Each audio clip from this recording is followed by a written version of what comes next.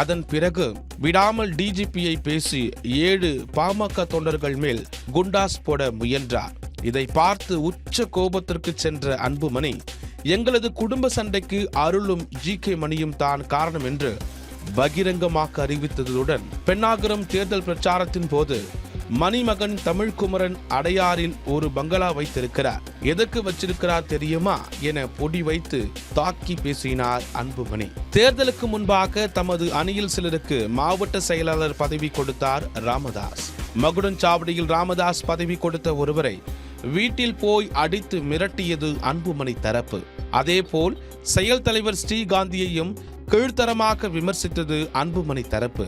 சேலம் மாவட்டம் தாரமங்கலம் ஓமலூர் பகுதியில் ராமதாஸ் தரப்பு அணிகளை சேர்ந்தவர்கள் பேஸ்புக்கில் அன்புமணி குறித்து பதிவு போட்டால் உடனே அன்புமணி தரப்பு ஆட்கள் பகிரங்கமாகவே கொலை மிரட்டல் விடுத்தனர். இந்த வகையில் அன்புமணி தரப்பால் பாதிக்கப்பட்டவர்கள் சேலம், தர்மபுரி உள்ளிட்ட மாவட்டங்களில் ஏராளமானோர் இருக்கிறார்கள். இந்த நிலையில் அப்பா மகன் திடீர் சந்திப்பை பார்த்த அருள் தரப்பு கடுமையான அதிருப்தியில் இருக்கிறது. இனி இங்கே இருந்தா மகன் அரவணைக்க மாட்டார் என்றும், அப்பா தரப்பு இனி நம்மளை கண்டுக்காது, எனவே வேறு கட்சியில் நிழல் தேடி ஒதுங்கலாம் என்ற முடிவில் இருக்கிறார் அருள்.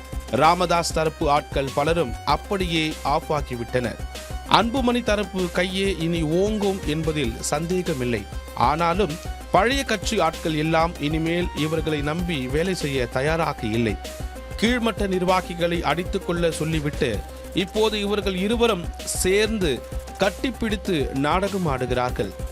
அதுவும் ஜி.கே. மணி, அருள், தர்மபுரி சரவணன், கரூர் பாஸ்கரன் ஆகிய 4 பேருக்கும் தனது தலைமையிலான பாமகவில் எப்போதும் இடமே இல்லை என்று கராராக கூறியிருக்கிறார் அன்புமணி.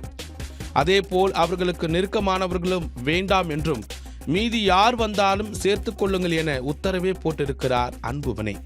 ராமதாஸை ஆதரித்து நின்றால் பாமகவில் தங்கள் அத்தியாயம் முடிவுக்கு வந்து விட்டதாகவே அந்த 4 நிர்வாகிகளும் முடிவுக்கு வந்து விட்டனர்.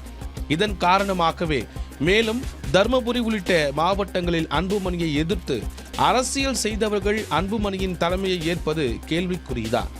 40 ஆண்டுகளுக்கு மேலாக ராமதாசுடன் இணைந்து பணியாற்றியவர்கள் மாற்று கட்சியை தேடுவதுதான் பெரும் துயரம் என்று சொல்லி முடித்தார்கள். இது தொடர்பாக முன்னாள் எம்எல்ஏ அருளிடம் விளக்கம் பெற அவர்களை தொடர்பு கொண்ட போது அவரது செல்போன் சுவிட்ச் ஆஃப் ஆகியிருந்தது. ஜி.கே. மணியிடம் பேச முயன்றோம். அழைப்பு எடுத்த அவரது உதவியாளர், ஐயாவை லைனில் வர சொல்கிறேன் என்றார். ஆனால் அவர் வரவே இல்லை.